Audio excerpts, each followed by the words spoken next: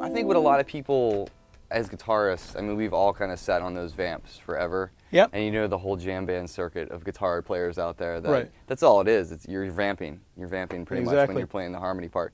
So for the minor 7, that's the idea. You're talking about the 5th scale degree, the 2nd. What if you're playing major 7? Like, what if you're in like more of a playing a standard, or you're vamping in a standard? Right. What if you're using pentatonics in that? Exactly.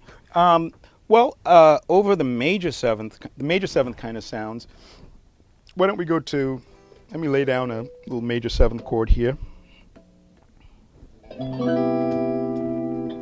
So we have a C major 7th organ sound.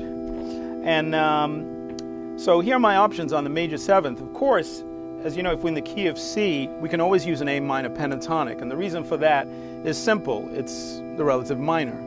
So if I want...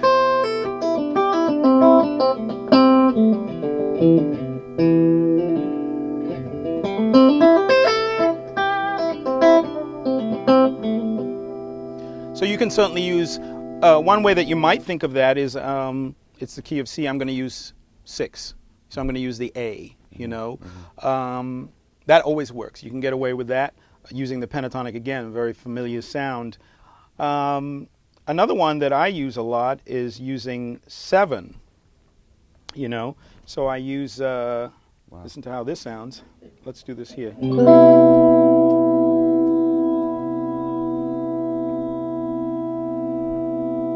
So I'm going to use 7 now.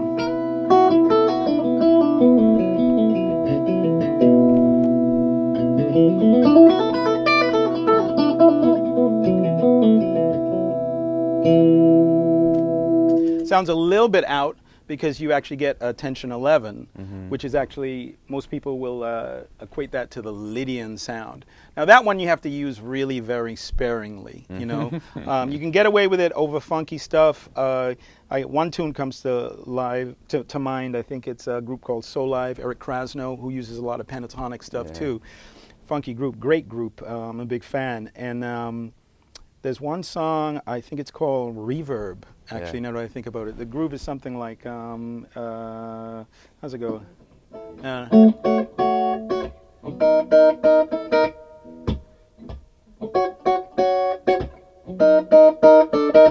Where it's just 2 major 7th chords, and it allows you to sort of stretch it a little bit. I would say, you know, over that kind of situation, I would definitely use the 7 permutation. A lot of times I use 7 superimposition at the end of a tune. Sometimes it's kind of cool to throw that in there. What makes you choose that? What makes me choose decide? Depending on how far I want to stick my elbow out. Do you know what I mean? Like if I'm like if I really, you know, if I decide that I want to sound a little bit on the edge, you know, and I think it all depends on the music. You know, a lot of times this we're talking about improv right here, and it's all determined by sort of the moment. Like if the improv decides, if the improv of the moment decides that it's okay to do that. Some genres might be, I think, a little bit more welcoming to adventure, do you know? Like if you're playing a country song, I'm sorry, you have to play country licks. Otherwise, everybody's going to look at you and say, why are you playing a sharp 11, you know? However, but, you know, certainly in R&B and funk rock soloing, it does invite some adventure, and it's like, hey, you want to sound out for a little bit, you can even throw some jazz stuff in the middle of a funk solo without getting kicked off the stage, you know. So I would say, for me, it's totally determined by a combination of things: the feeling of the moment, of the moment, as far as improv goes, the respect for the tune, you know, because you really have to respect the tune. And certainly, in my case, I'm the singer, so I can play whatever I want. But certainly, if the vocalist is like, don't step on my toes and don't play something too weird because I'm the center of attention. But the other major permutation that I wanted to talk about is 3. So I use, for minor, we went over 2, 5, 1, 2, and 5. And for major, I use 3, 6, and 7. You know, and 3 sounds like this. So again, we're going to do a, you know, C major 7. And there we go. Now I'm going to play an E minor pentatonic over this.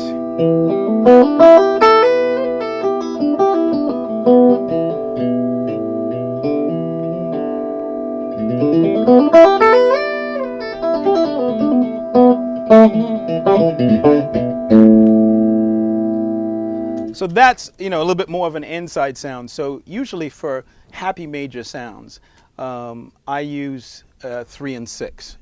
That sounded Kras. That sounded definitely very Eric Krasno on that. 6 sounds very Santana. Right. Like it sounds very much like Santana.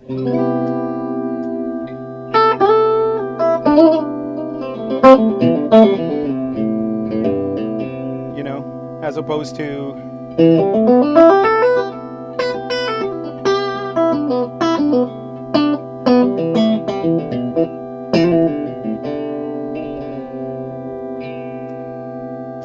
So those are some of the main things, because I think most contemporary music, especially major 7s, minor 7s, occasionally dominant 7s.